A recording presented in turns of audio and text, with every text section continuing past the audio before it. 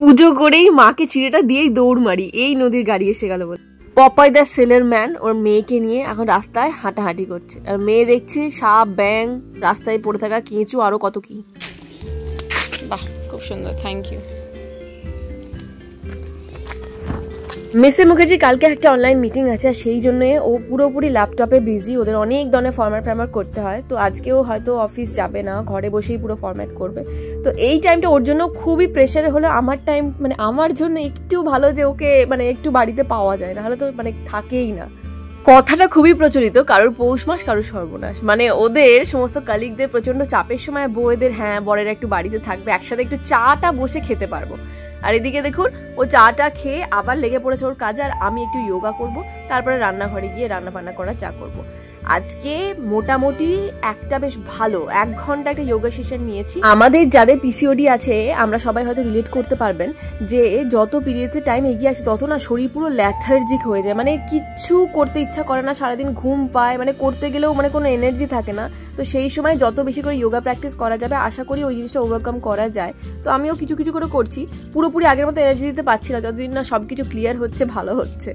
যারা যোগা বা জুম্বাতে বিগিনার থাকে তাদের ক্ষেত্রে কিছু কিছু জিনিস করতে প্রচন্ড প্রবলেম হয়, বাট এখন যেহেতু আমরা সেই জায়গাটা ওভারকাম করে এসেছি, তাই আমি এখন করছি যে ফুল বডি ডিটক্স ফ্লো। যাদের কিডনি বা লিভারে প্রবলেম থাকে তারা যদি যোগাটা দীর্ঘদিন ধরে প্র্যাকটিস করেন, এটা ন্যাচারালি কিওর করতে পারবেন। Good morning everyone, welcome back to my channel. আজকে হচ্ছে সোমবার, 11:10 সকালবেলা থেকে চা বিস্কিট খেলাম, তারপরে যোগা করতে আজকে যোগা সেশনটা ছিল ভালো করে, মানে ফুল স্ট্রেচ বডি একদম হয়ে গেছে। আর ওই যোগা করে খিদে পেয়ে গেছে, জানি চা বিস্কুট খাবার খিদে খুব একটা পায় না, এবার আজকে পাচ্ছে। তো পাচ্ছে যখন আমি এখন কিছু একটা ব্রেকফাস্ট বানিয়ে নেবো। আমার কাছে ওই হোল হুইট ব্রেডটা ছিল, ব্রেডটা বেশি দিন ফেলে রাখলে ডেট ওভার হয়ে যাবে, তো আজকে বানিয়ে দিই। এখানে সব থেকে মানে সহজ অপশনস অ্যাভেলেবেল ছিল আলু সেদ্ধ, এর মধ্যে একটু নুন দিয়েছি, কাঁচা পেঁয়াজ আর ধনে পাতা, এটাকে স্ম্যাশ করে নেবো। চামচে করে করার থেকে অবশ্যই হাতে করে করা অনেকটা বেটার হবে। পরে যদি আমি হাতেই সুইচ করেছিলাম, বাট প্রথমের দিকটা যাতে হাতটা না বারবার ধুতে হয় সেজন্য চামচ নিয়েছিলাম। এর মধ্যে অবশ্যই চিলি ফ্লেক্স, অরিগ্যানো, যেরকম ধরনের হার্বস দিতে পারেন। আমি এখানে ইটালিয়ান মিক্স নিচ্ছি।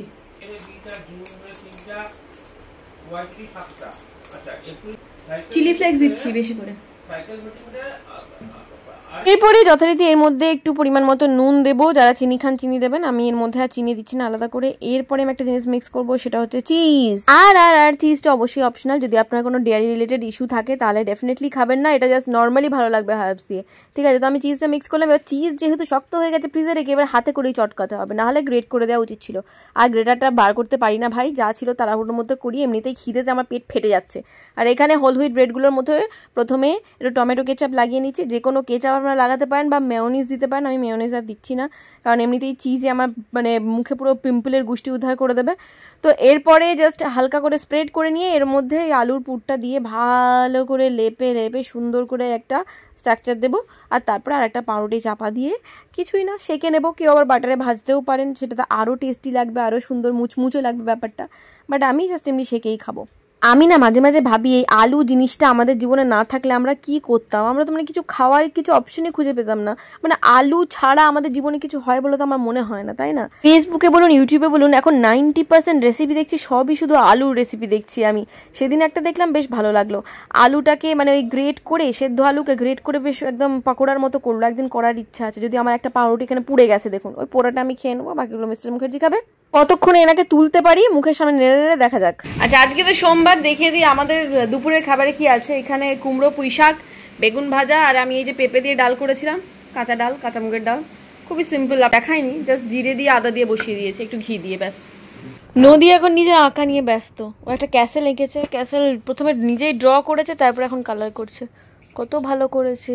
ওয়াও, তুমি এটা স্কেল ইউজ করতে পারতে, স্কেল ইউজ করলে আরও বেশি লাইনগুলো সোজা সোজা হতো, স্ট্রেট পুরো একদম, বুঝেছো? নেক্সট টাইম থেকে এরকম কোনো রেক্ট্যাঙ্গেল শেপের বা কোনো স্কোয়ার শেপের যদি কিছু আঁকতে হয় তখন স্কেল ইউজ করবে। ঠিক আছে, স্কোয়ার আঁকতে পারো, কিন্তু যখন স্কেল ইউজ করবে তখন ওটা আরও বেশি ফাইন, আরও বেশি অ্যাকিউরেট, আরও বেশি প্রমিনেন্ট হবে জিনিসটা। আচ্ছা, আমি সন্ধ্যাবেলা একটা ঘর বানাবো স্কোয়ার দিয়ে, স্কেল দিয়ে। আর এই যে কবে থেকে পানিপুরি মশলাটা ইউজ করেছিলাম, একটুখানি আছে, তো এটা আজকে ইউজ করব।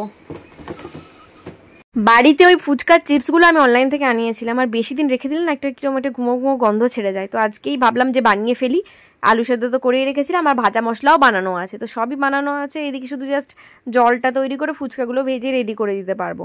আর সন্ধ্যেবেলা এমনিতেই টুকটাক চুটুপুটুর কিছু খেতে ইচ্ছা করে, কি খাবো, আবার মুড়ি মাখা খেলে আবার রাত্রেবেলা রুটি খেতে পারি না, তো সেই জন্য হালকা করে ফুচকা ভাজা হচ্ছে। আর আমার শাশুড়ি মা মানে বাড়ির তৈরি ফুচকা খেতে বেশি ভালোবাসে, যেহেতু আলুটাও মানে ওনার পছন্দ মতো মাখা হয়, আর বাইরে যেগুলো হয় সেগুলো অন্যরকম করে। তারপরে জল আমরা বেশিরভাগ তেঁতুল জল খেতে পছন্দ করি, অনেকে গন্ধরাজ লেবুর জল করে, পুদিনা পাতার জল করে, তো এই আর কি, মানুষের টেস্টের উপর সব কিছু ডিপেন্ডেন্ট, তো এবার সবারই সব কিছু ভালো লাগে না, ঘরের এই সিম্পল জিনিসটা মায়ের বেশি ভালো লাগে। আমরা যখন ছোট ছিলাম আমাদের 1 টাকায় 4টে করে ফুচকা দিত, ফুচকার সাইজগুলো একটু ছোট ছোট ছিল, মানে কলকাতার মতো অত বড় ছিল না, কিন্তু 4টে করে ফুচকা দিত। এখন 1 টাকায় কোনো ফুচকা হয় বলে আমার মনে হয় না, বলে 10 টাকায় 4টে। না আপনাদের ওখানে এখনও এই নিয়ম আছে নাকি, মানে কাছাকাছি আপনারা যারা যেখান থেকে ভিডিওটা দেখছেন 1 টাকায় ফুচকা পাওয়া যায় নাকি 10 টাকায় আপনাদের 4টেই দেয় নাকি 10 টাকায় 6টা দেয়, আমাকে জানাবেন, তাহলে জানতে সুবিধা হয়, কারণ কলকাতার নিয়ম পুরোপুরি আলাদা। এবার ধরুন মফস্বলের দিকটাই কিছুটা আলাদা। ছোটবেলা থেকেই ছোলা মটর দিয়ে ধনে পাতা দিয়ে আলু ভাতে মাখাটা যে কি ভালো লাগে আমরা খেতাম। আমাদের পাড়াতে উমেশ কাকু আসতো, প্রথম উমেশ কাকুর কাছে আমরা ফুচকা খেয়েছিলাম, উনি বিহারে থাকতেন, ওখান থেকে ফুচকার ব্যবসা করা স্টার্ট করেছিলেন আরামবাগে এসে, এখনও ওখানেই আছেন, এখনও খাই মাঝে মাঝে দেখা হলে। বাট উমেশ কাকুর ফুচকা আমাদের সব থেকে ভালো লাগতো। তো আমাদের পাড়ার দাদারা না ওখানে মাস কাবারি হিসেবে টাকা দিত, মানে রোজ ফুচকা খেত, প্রত্যেকদিন টাকা দিত না, মাসে মাসে উমেশ কাকুকে টাকা দিত, এখনও মনে আছে আমার এই জিনিসগুলো। এরপরে তখন 10 টাকার ফুচকা মানে প্রায় 40টা 30-40টার মতো ফুচকা দিত, সঙ্গে আবার 2টো করে ফাও, কোনোটা মটর দিয়ে কোনোটা মটর ছাড়া, মজাটাই অন্যরকম ছিল। যখন আলু মাখা জল দুটোই রেডি হয়ে গেছে, এরপরে ফুচকাগুলো ভেজে ফেলবো, তাহলেই সমস্ত কিছু রেডি। যদিও আমি পানিপুরি মশলাটা না নেক্সট টাইম থেকে আর নেবো না, বাড়িতে তৈরি করাটাই বেশি ভালো, এটা বেশি টকের পরিমাণটা বাড়িয়ে দিচ্ছিল।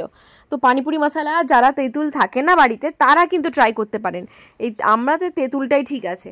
ওর মধ্যে অনেকে বুন্দি দেয়, তো বুন্দিটা দিলেও বেশ ভালো লাগে, অন্যরকম টেস্ট লাগে, একবার বুন্দি দিয়ে দেখবো কেমন লাগে। এই ফুচকার চিপসগুলোর মধ্যে কিছু কিছু একদম বেশ টুমো হয়ে ফোলে, কিছু কিছু আবার আধ ফোলা হয়ে ফোলে, কিছু কিছু আবার চিপসের মতো সোজা হয়ে যায়। ফুচকাগুলো করার পর আমার মাকে ফোন করেছিলাম, মা বলছে আমারও খেতে ইচ্ছে করছে, জানিস একদিন বানাতে হবে।